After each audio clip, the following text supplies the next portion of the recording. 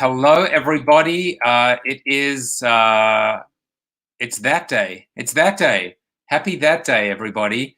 I hope you are doing well. I personally am not having the best that day ever. Second night in a row.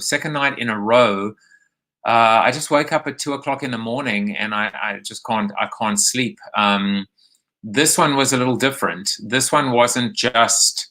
It wasn't just the fact that that I had insomnia, which I think is anxiety-ridden because of this whole time we're living in. Not that I felt anxious, not that I felt like that pit in my stomach or that something was wrong.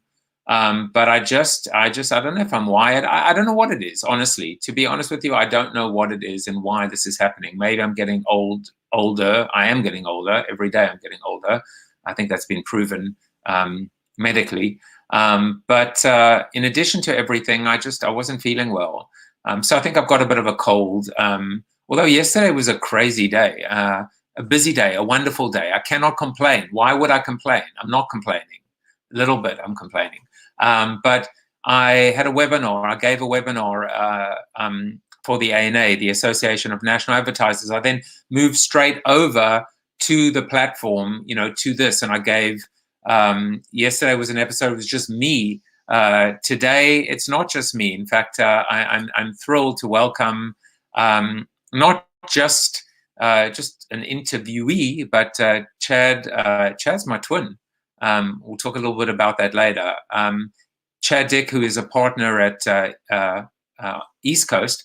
I'm gonna have to ask him about this. Actually, does it even matter geographically now whether you're East Coast or West Coast or where we are, because we're all operating in a Zoom enabled world right now. But he's at a company called Eatbigfish, and if you are anyone who's anyone in marketing, you've heard of Eating the Big Fish, and it's one of the most, I would say, a seminal book in business and marketing about the whole concept of challenger brands, and we're going to be talking about that a little bit later. But anyway.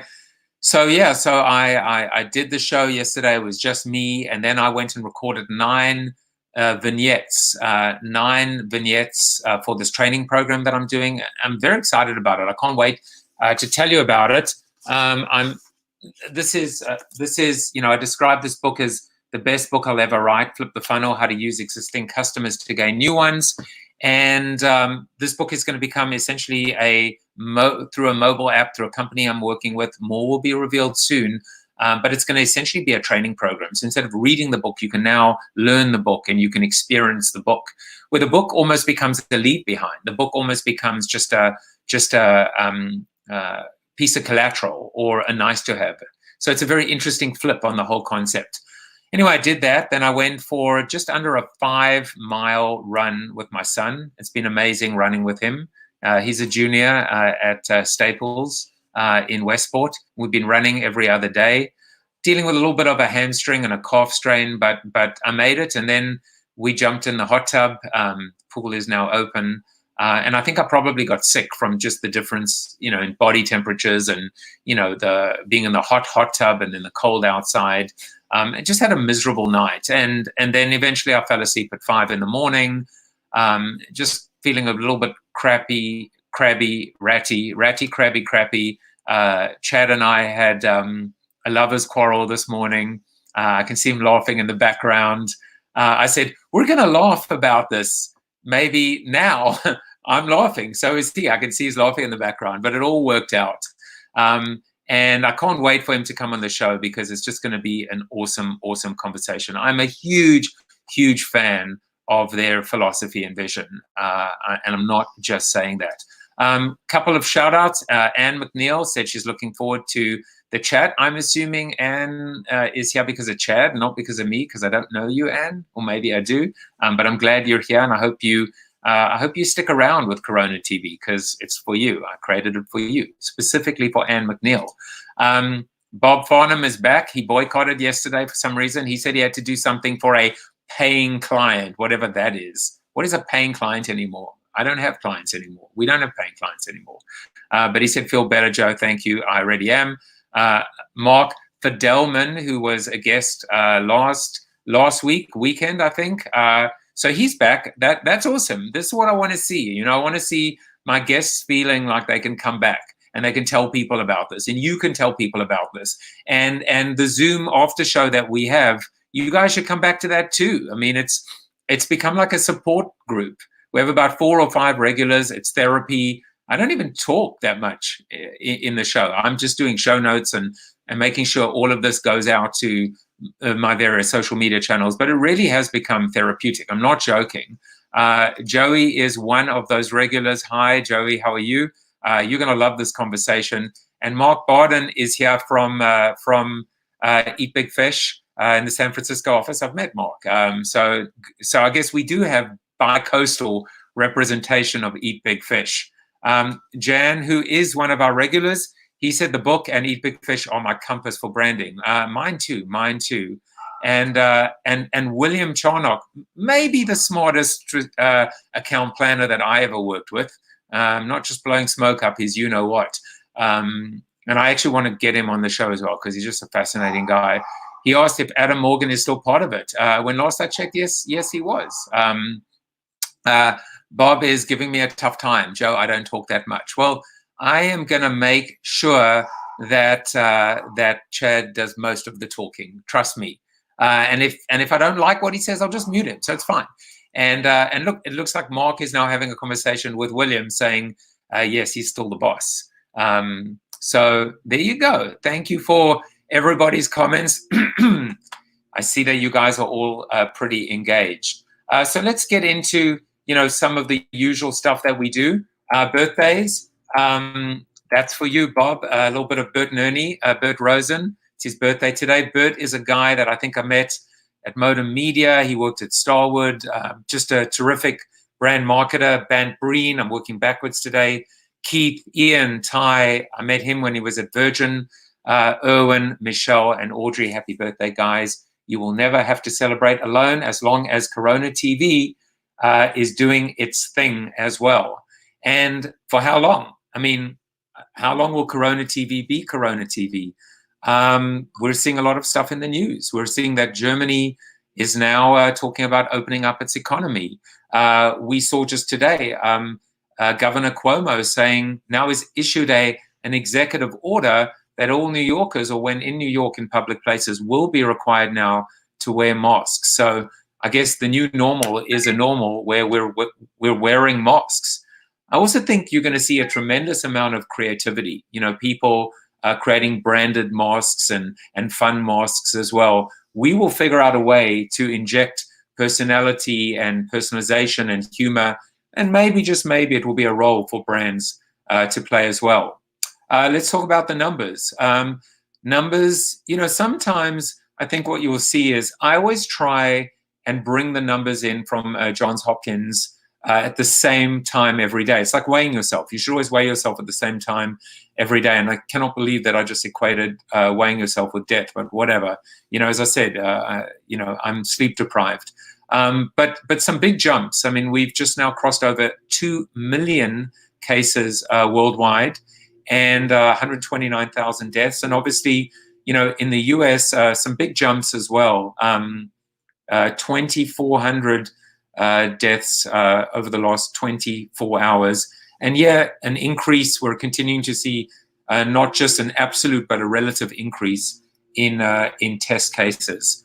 I do go to the new cases every day to look at the flattening of the curve.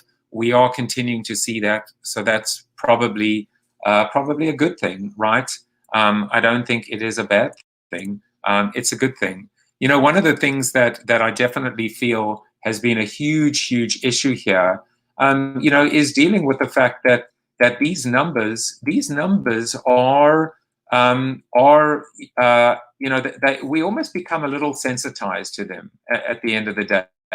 And I think it's something we just have to keep on fighting and resisting the urge to we've got to keep reducing every single one of those numbers to one, right? One person, one human being, one soul, one life, one touch point, one spouse, one sibling.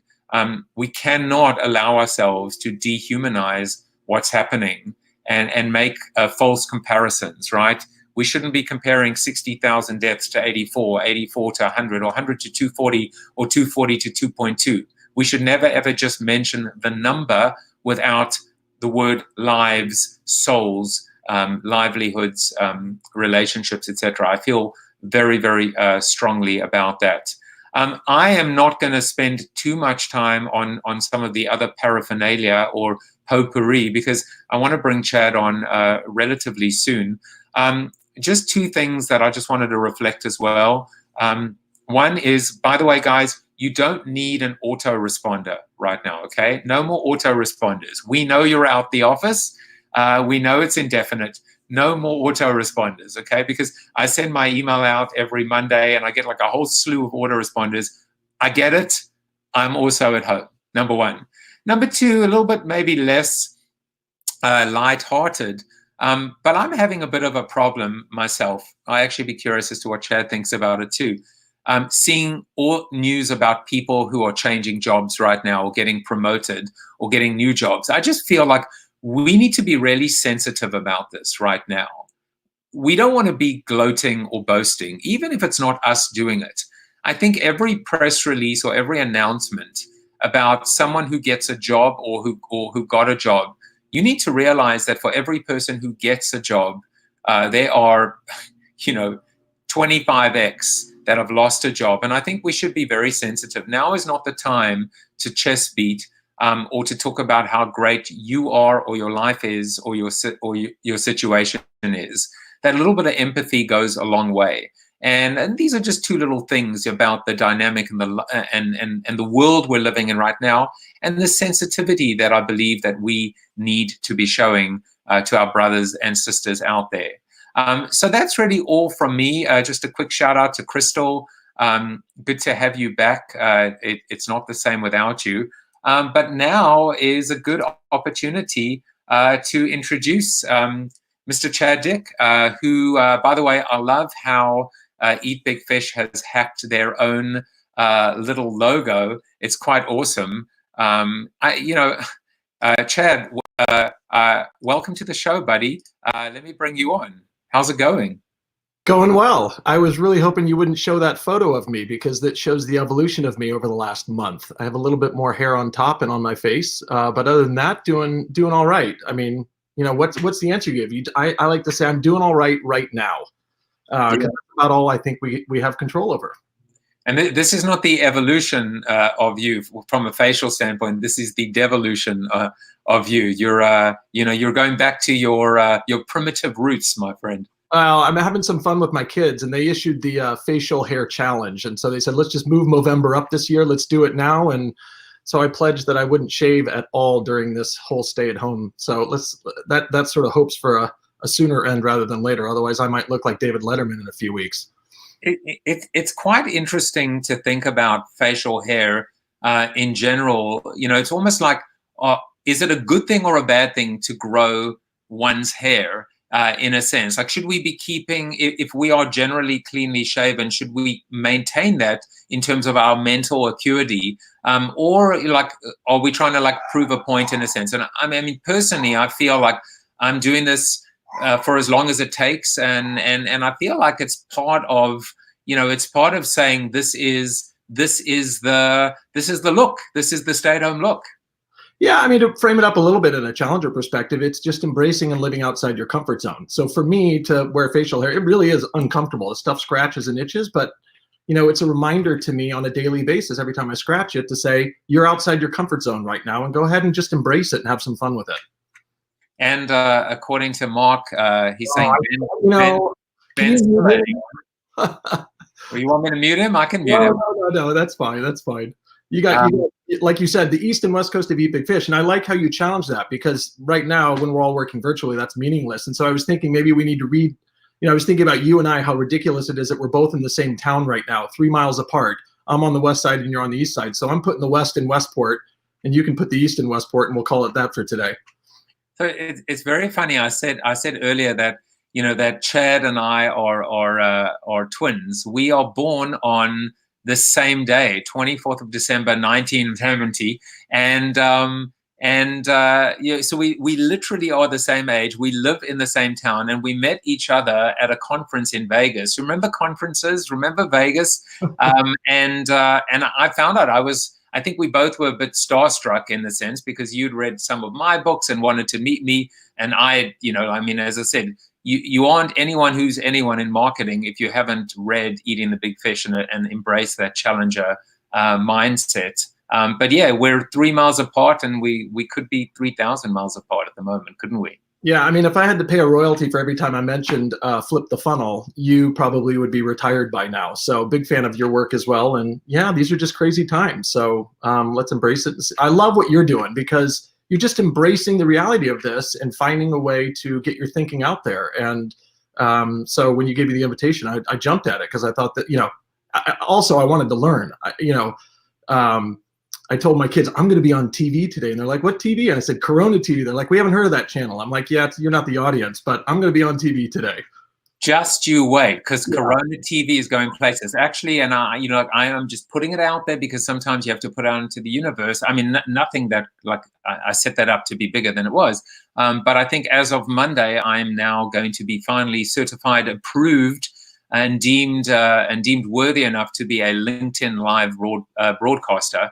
And I have 20,000 connections on LinkedIn. So this show probably will now be going out live on LinkedIn, YouTube, and Facebook, and that's a big audience. So you tell the boys that CoronaTV is going places. You got it. Good for you. Now Jan just actually, see, there he is gloating and boasting about the fact he just got promoted to head vacuumer. So like Jan, for every person that gets promoted to head vacuumer, someone gets demoted. So very insensitive of you.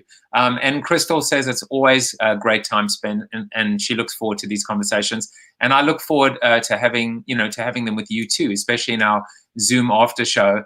And unfortunately, there goes Mark again. He's telling you he's just going to keep giving you shit for the whole time. So you're on TV, but you might wish this was pre-recorded, but we won't give you any more of that at the moment. No worries.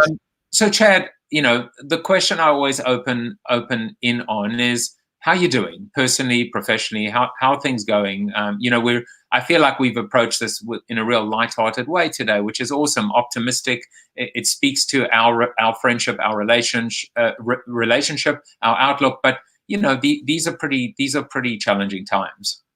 Yeah, I mean, the truth is it's a mixed bag. We're all on a roller coaster. Some days are up, some days are down. I'll be honest and say last week was awful for me. I really related to you not feeling well. I didn't feel well at all last week. And hindsight is probably just a garden variety flu or cold or maybe even allergies, which I don't suffer from, but it was chronic. And, in this environment, you're like, ooh, do I have it? Of course, couldn't get a test, so I don't know. And you live in that uncertainty. And it's exhausting, and I didn't sleep well. But this week, like I said, just ask me how am I doing now. I've been getting good sleep. Things are good. So personally, things are good.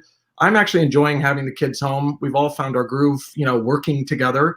So that's good. And then on the professional front, what's to say? It's a mixed bag. I mean, I think all of us have a healthy amount of concern and worry about the future, because who knows what the future brings. And at the same time, I'm incredibly heartened by some of the responses I'm seeing from our clients and even the companies that we research out there, which gives me hope that, we'll prevail through this and we'll get through on the other side. It's just going to be a matter of time. And so, I think one of the big lessons of this thing that we're all being taught is patience, which for a lot of us in the brand marketing world, not something that we're very good at, and myself included. So, I think one of the other personal lessons is we got to be patient with each other. This working from virtual, and you talked about our little love spat this morning. Perfect example of that. It's like we reached a point where there was only so much we could do virtually, and we had to get on the phone and try and relate like human beings. And I would just I'm trying to remind myself not to lose sight of that, because it's really easy to misstep. Words can be misconstrued very, very quickly and easily. And we all live in the world of branding and communication. It's, we got to be really careful about how we come across and communicate these days, even on a personal level. Yeah, I mean, I agree. And I think kudos to you, because you just said, I'm just getting on the phone. I'm just calling you and I'm getting on the phone. And there are a couple things. One is, and I've said this in previous, episodes of the show, which is you need to allow your consumer to vent. For every, yesterday I showed that Uber piece of creative. for every person that loved that piece of creative, there's someone that really hated it.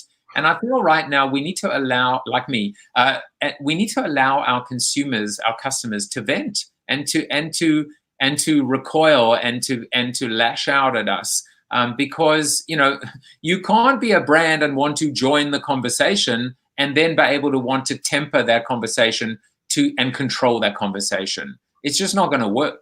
Yeah.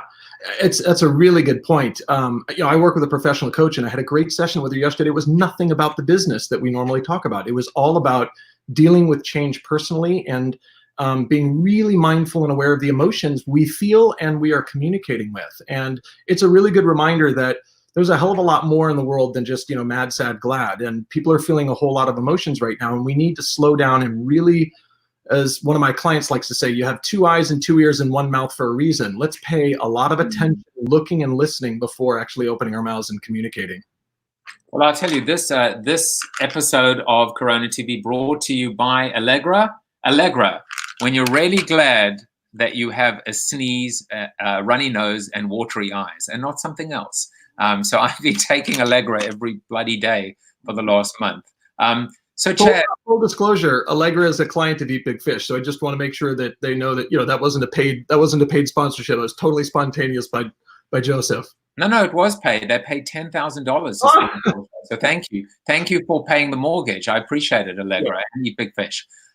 So Chad, let's talk marketing here. Mm-hmm. I've always been a fan of the challenger ethos and mindset, but I guess my question to you is it relevant right now? Is the idea of being a challenger when we're all being challenged, is that something that is part of this whole coping mechanism, or maybe it's a spectator? What do you think? Well, it's hard for me to answer that question without sounding self-serving, so I'll try not to, because we obviously love and specialize in the world of challengers. And Challenger was having a bit of a heyday before all of this, stuff hit the fan anyway. Lots of big conferences celebrating all of the explosion of challengers that we've seen over the last decade. So I think when things kind of get back to whatever we're going to call normal after this, I still think there is a tremendous opportunity for brands who want to challenge the status quo in a really meaningful and constructive way. In the present moment, I would argue, though, that now is now's the best time to be embracing challenge thinking, because we are all challenged. Our assumptions and conventions are being thrown out the window. We're all being forced to deal with constraints and limitations we've never seen before. We always like to say that the first definition of a challenger is, it starts with your mindset. And mindset's kind of a hard thing to get your head around. So one of the ways I explain it to people is to say, challengers oftentimes have ambitions that significantly outstrip their available resources or their current situation. Well, I could argue that all of our resources and our current situation has been constrained in some way or another. So doesn't that make challengers of all of us? So that's a more sophisticated definition of challenger than I think most people have, because most people still, unfortunately, default to challenger must mean little versus big. And that's true for some, but not for all. We like to define challenger as not necessarily who you're challenging, but what you're challenging. And I think I look out in the world today and I'm seeing just countless examples of people thinking and behaving like challengers, whether they would call themselves that or not. So one of the things that makes me so excited and gives me energy and why I feel so good today is the opportunity to talk about all the challenger ideas and thinking behavior we're seeing out there from brands and companies that you might not traditionally think of as challengers, like Budweiser, or big brands that occupy market leading positions are being forced under the circumstances to have to adopt challenger thinking. So I'm here to help. If people want to learn more about how do challengers think and operate, that was kind of what you and I decided to focus on today. So well, and pursuant to that, is that you segueing me into what we're meant to discuss? I think it was, but John Andrews said, "Hello, bearded ones. What brands do you think are doing a good job managing through the crisis to this point?" So, speaking of which, we have some examples, and I think I'm gonna let you walk us through each one. Yeah. So, first is Four Seasons. Well, yeah, Four Seasons, and of course on the left side of the page are all the spirits companies. And I wanted to use these two examples because just really simple examples of brands who have literally had to, whether it's by their own volition or because of circumstance, kind of throw out business as usual. It's not about making beer and spirits on the left. It's how can we make hand sanitizer to keep people safe?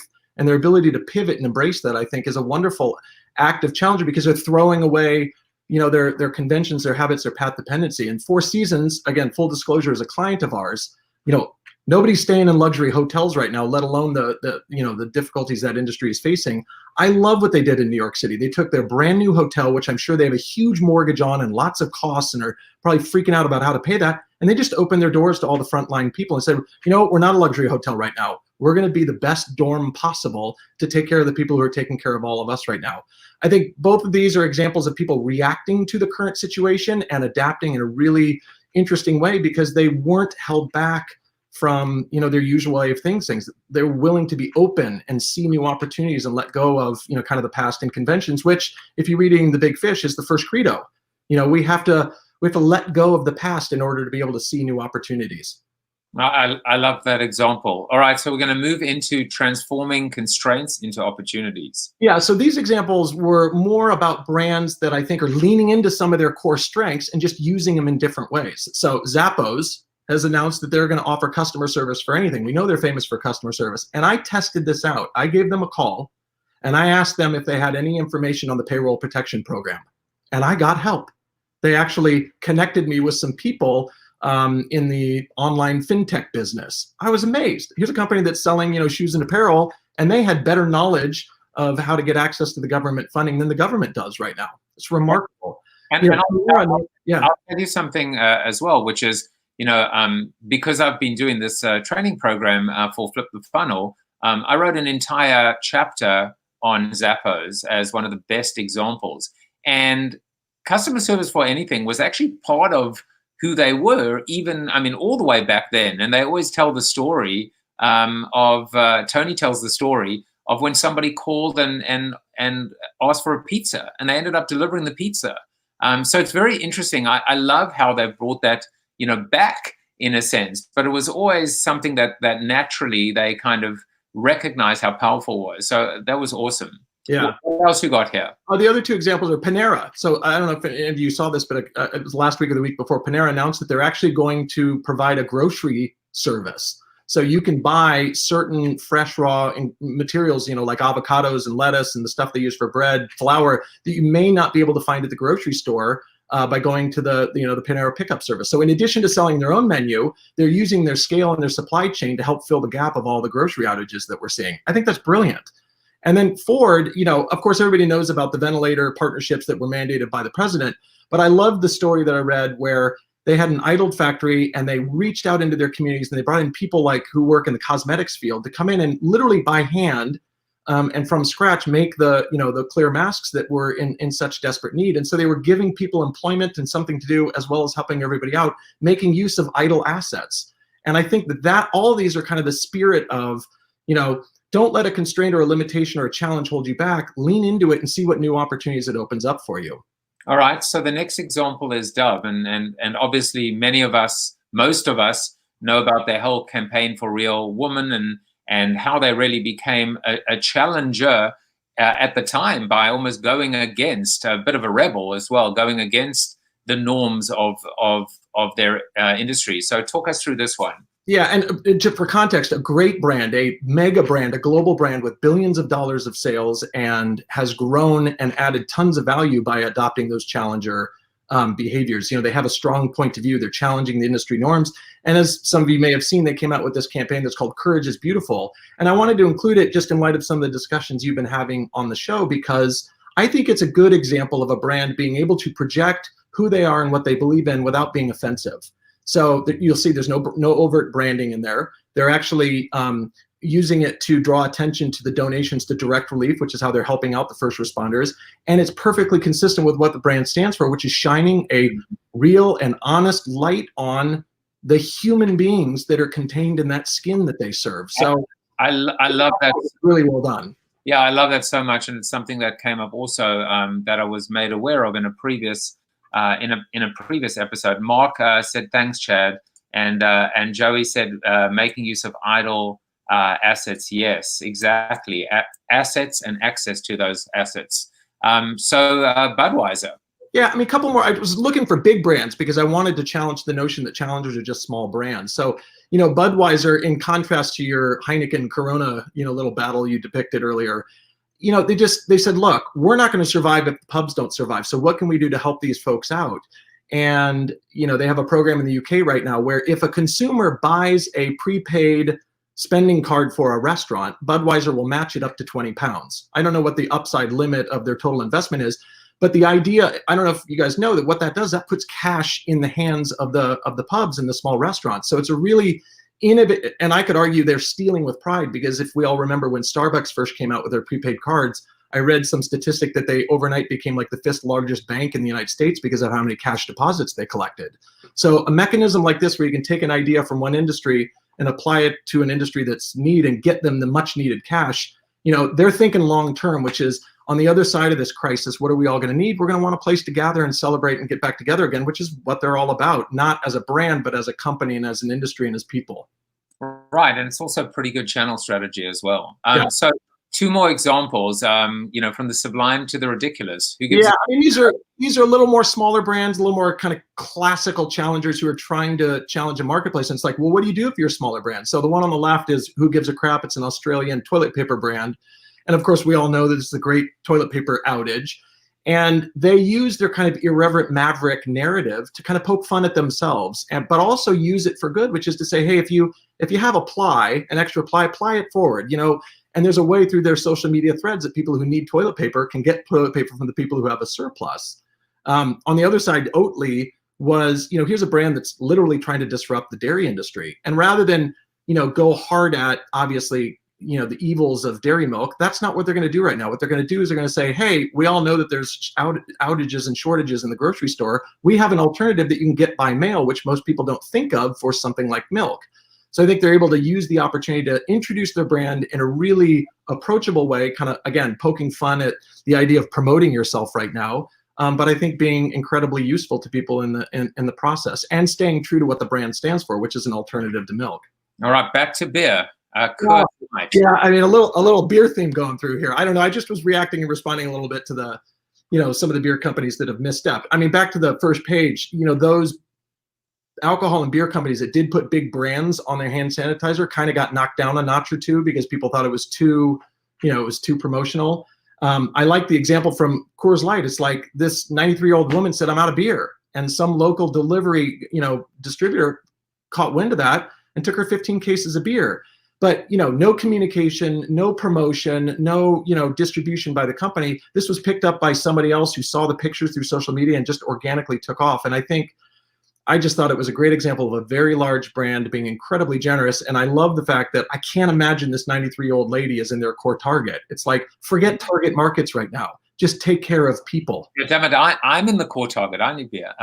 But I think one of the most important things that I take away from this as well is, and I said this, you know, in the webinar that I gave, and I said it yesterday in my show as well, which is, I'm not saying brands shouldn't do anything. They should do everything. They just shouldn't have to chest beat and talk about it and have to crow, you know, and you know, merchandise how awesome they are. And I mean, I think it also speaks to the next example, which is we've seen what brands should be doing, but there's a little bit of a cautionary tone in terms of what not to do. So, you know, I'm not going to beat this horse to death because it's been all over the press, but to your point, it's like, I think there's two lessons from this. One is it should not be about us. It should be about them, right? It's got to be outward focused. It's got to be generous. If it's self-serving, don't do it. You know, you have to have a real clear sense of why you're doing something. And I can't answer that with these things. It's like, is this really providing a public service and good? But the flip side of that, and I think just in the spirit of compassion for everybody who is pushed outside their comfort zone, these are probably brand managers and marketers, and that's how they were trained to react and respond. And I would give them credit for learning from the experience, because it's not like they defended it. You know, they realized they made a mistake, they took it down, and they moved on. And so I think, particularly for those of us in the marketing community, let's not get too critical of one another, because I think we're all going to be outside our comfort zones making mistakes like that. And the question is, what can we learn from them to do better next time around? Right. Jan said he's not feeling the beer alcohol thing, too much struggle going on in that area.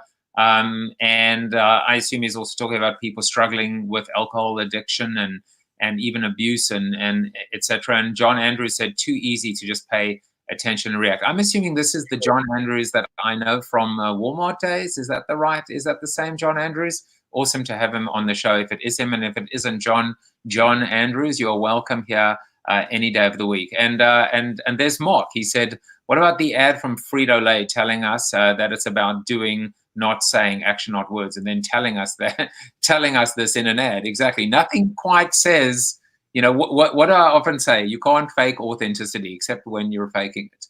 So yeah, Mark, thank you for sharing that with us. Yeah, you know, back to that point about the beer category, I actually agree, and I was a little reluctant to use that example for that reason, because, you know, for some that's a sin category. I was using it more empirically as an example of brands that are, you know, listening and observing, using their eyes and ears to try and find those opportunities, not so much, you know, advocating that we should all be drinking more beer. So I wanted to segue the conversation, and, you know, this is the beauty of my own show. It's 30 minutes.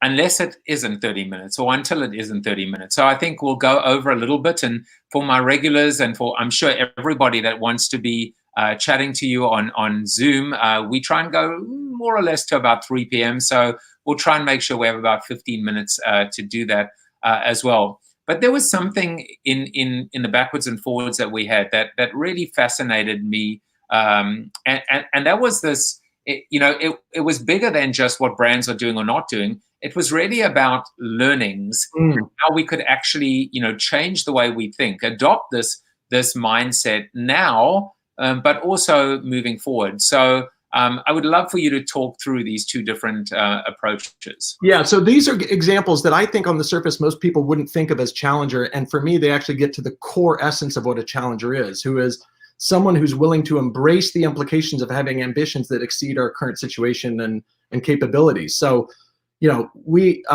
wrote a whole book about it called A Beautiful Constraint, and how to turn constraint and limitation into a source of opportunity and advantage. And one of the techniques is to formulate what we call propelling questions, which is to deliberately juxtapose our bold ambition to accomplish something right against the constraint that's preventing us from being able to do that. And when you do that, you do it really, really well, it should ideally form almost what feels like an impossible question. And I'm seeing examples of propelling questions and then really innovative, as we call them, can-if solutions to them all over the place. So I just picked a couple out that really struck me, because what are the two biggest needs right now? It's testing and ventilators. So, you know, I don't know that they frame the question this way, but their behavior and their answers certainly address the question of how do we get thousands of ventilators either in just a few days or at a low cost, because as we hear, you know, two of the biggest barriers are it takes months to make them and they're really, really expensive. And sure enough, you know, I found this story of, you know, a bunch of students at MIT who were able to use existing technology and build a prototype for a working ventilator machine that makes use of the existing, you know, those hand pumped bags, and then put the design on, you know, for free on the web for any university or hospital to make themselves if ever they got to the place where they needed to make their own device. You know, and we've seen it in hospitals as well. You know, they're converting machines that aren't designed to ventilate to become a ventilator, or they're splitting the ventilators. Those are all examples of unconventional solutions to use something in a way that maybe it wasn't originally designed, because you're forced to think differently when you embrace a propelling question. I mean, I've flitted between these 2 points of view. One is, how can we not find a way out of this when we have the world's best minds? And I'm talking about scientists and doctors and, you know, Nobel laureates, etc. But then on the other side, I believe in the entrepreneur. I believe in disruption and disruptive thinking and hacking conventions and challenging the status quo. And so I still remain absolutely optimistic and convinced that we're going to see a way out of it. I don't believe it will come from government. I wish it did, but it won't. I think it's clearly going to come from entrepreneurs. And why wouldn't it? And then, of course, you know, our wonderful doctors and scientists out there. And so one more example from you. Yeah, and this one's personal to me because last week, as I said, I wasn't feeling good and I couldn't get a test. So I started doing research of how could I figure out whether I had it. So I was researching symptoms and I came across a site called COVID Near You. And then I learned that it was actually basically a lift and shift of a site that already exists called Flu Near You. And it's a supplemental way to collect data through our mobile phones or the website for people who are actually feeling symptoms, and allows the scientists and the government officials to get out in front of the data lags that are frustrating us all so much right now. You know, the hardest part about an epidemic is you're playing catch up. But actually somebody said, with all this mobile technology that exists, if people self-reported symptoms, we might actually be able to get out in front of it. And sure enough, the news of the past few days has been that Apple and Google are partnering to put together technology using not just, basic mobile or internet connected technology, but now let's use the technology that's in the phones, the near field, the Bluetooth, to actually maybe even warn people to stay away from hotspots or people who've been affected. And that kind of ingenuity, I think, is a brilliant example of challenger thinking, because you're using what's available in a very resourceful way in response to what seems like an impossible question, which is, how do you get tested when there's no tests available? And it's a surefire way to get over this Big Brother is watching you and all this contact tracing, which let's just be clear. I mean, China can do it because it's China. How the hell are we going to be able to implement this? With it's just going to be an absolute battle royale.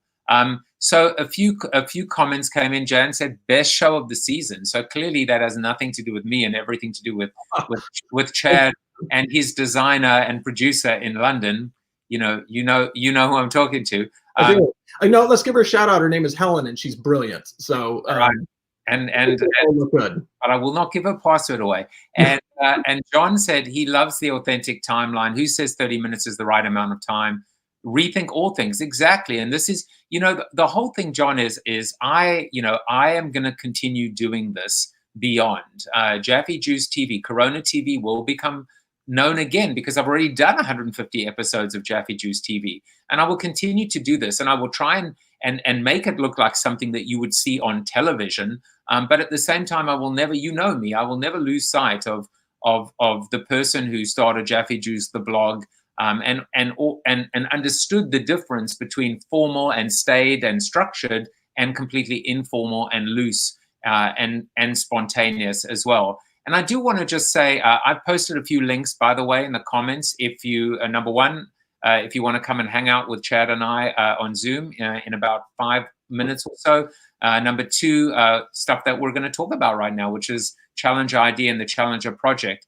And, Molly did ask a question, though, which is, what do you think about United Together name change? So I don't know if you want to answer that, Chad, quickly now, or otherwise we can answer it on the Zoom.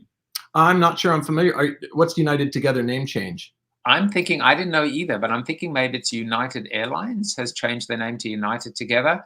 I'm sure someone will post that. Maybe Molly will post it in the comments as well. So Molly, you got us both thinking. So that's awesome. All right. So I want to spend the last few moments, talking about some of the things that I think you guys are doing at Eat Big Fish. And one of them is this idea of taking Challenger to the individual level. So I think it's so important for us now. We're talking about how brands can adopt the Challenger ethos and mindset. But what about individuals? And what advice ultimately would you give people right now at home, thinking about themselves, their own lives, their own professional security and stability, and how might Challenger help them? Yeah, I mean, to your first point, I mean, all Challenger brands and businesses, I mean, you made a point like this the other day, all great brands are built by people, and the same is true for challengers. So if you take that all the way down to the extreme, it starts with an individual. And this is kind of representative of a lot of work we're doing with some of our clients, which is helping to train people to really adopt a challenger mindset at the individual level, because then when you put a group of individuals, then you can maybe have a team and a group and a brand and eventually a company culture that can shift. But it has to start at the individual level. So we've done a lot of work actually kind of looking horizontally across all of our research from the past 20 years and all of our books that we've written to try and just distill it down to the essential traits and characteristics of a challenger and challenger mindset and behavior. And so Challenger ID was our, we were literally just rolling this out as COVID hit. And rather than sort of promote it and sell it like it was intended to be, we've said, you know what, now is a time more than ever that people need to learn how to be a challenger. And so we are putting it out there for people to try. We've got a guy in London who's giving people free trials so that they can get a sense of what the different traits are and how to adopt them. And it's designed to be a really efficient way to learn and practice and adopt all of the challenger traits. Oddly enough, I wouldn't say it was designed for all of us working from home, but it certainly fits nicely with kind of the remote learning that a lot of people are doing these days. So it's just an attempt and an effort on our part to to put the thinking out there in a way, in a form, in a medium that people can really internalize and individualize and figure out what are their strengths and weaknesses in thinking and acting like a challenger, and then figure out how to develop, the muscles so that, we can maybe build an army of challengers out there to adapt and respond to situations just like this. Now, before I let you give, I mean, I'd almost say like this is, I can say this in a reverent way. This is almost like a giant plug, this whole thing for Eat Big Fish and Challenger. But honestly, I believe and subscribe to this philosophy. And I think, Victor Hugo, right? I always quote this: there's nothing as powerful as an idea whose time has come. And I think that's what we're seeing. The last one that I had to put in this, because look at that good looking, almost cleanly shaven man out there. But you also have the Challenger project. And if you might take 30 seconds just to talk about that project, and clearly that this must have been the best interview, the one with me, no doubt. Well, certainly, it's why it's front and center right now. So thank you for spending the time with my team in London and sharing your perspective, because we have very much twisted DNA between your thinking and ours. The Challenger Project is our name for the 20-year longitudinal study of challengers across all different business types, industries, and geographies.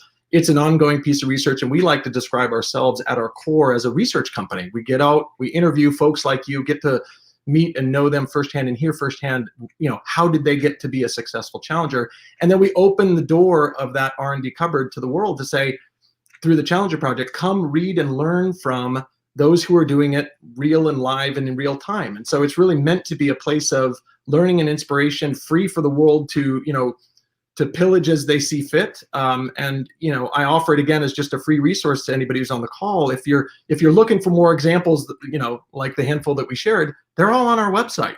So a lot of what I pulled into today, we put out there. We actually have a post right now that's kind of rounding up, a handful of really interesting challenger-like cases that I didn't have time to cover today. So it's meant to be, we hope it's useful. And I like to say, take what you like and leave the rest. Not every example there is going to work for you, but if you're ever stuck in your brand or your business and you need some outside inspiration, we'd like to offer it up as a place to go where people can learn in real time. Well, I'm going to take another 15 minutes of your time as well. And I'm leaving nothing today. Chad, we're going to move over to Zoom. You guys come on over to Zoom if you haven't yet. Don't be afraid. There's no Zoom bombing. There's no porn. It's all family friendly, above the board stuff.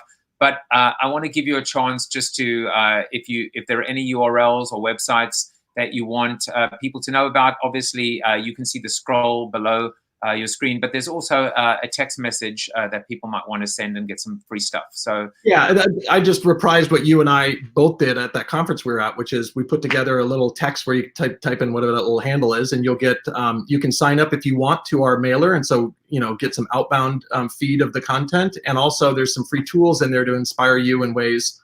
I don't know how relevant the idea of dialing up the drama is right now, although I don't have it to show. I would strongly encourage everybody on the call to go look at the advertisement that the state of Ohio put out to explain why social distancing is so important. It is one of the most brilliant pieces of creative to illustrate the phenomenon of how a virus spreads and how we can stop it. And the fact that it was done by a government, I don't know who the agency was. It's one of the best pieces of creative that is full of drama. And that, if you text that to that link, you'll get a little primer on how to dial up drama in your thinking. All right, well, send that to me and I'll put it on tomorrow's show. Molly will, if you come on over to Zoom, we'll discuss the United Airlines changing the name, because she did verify that it is that. John said, thank you. Great show, y'all. Thanks for creating. We're going to go over to Zoom. Come on over with us. Chad, thank you so much for your time and for all the work from your studio or from your office in London. Just keep on challenging. That's why we've become good friends. Well, thank you to you too. And I meant to say it at the top, I think what you're doing here is a living, breathing example of the resourcefulness that we're seeing in challenger times. You're finding a new way to engage and interact with people and keep our minds sharp and fresh, so that when we get on the other side of this thing, we're all going to be raring to go. Power to you, man. All right, everybody, have a great that day, and we'll see you tomorrow. I guess is this day, back 2 p.m. Eastern Standard Time. Take care, everyone. Bye-bye. Thanks.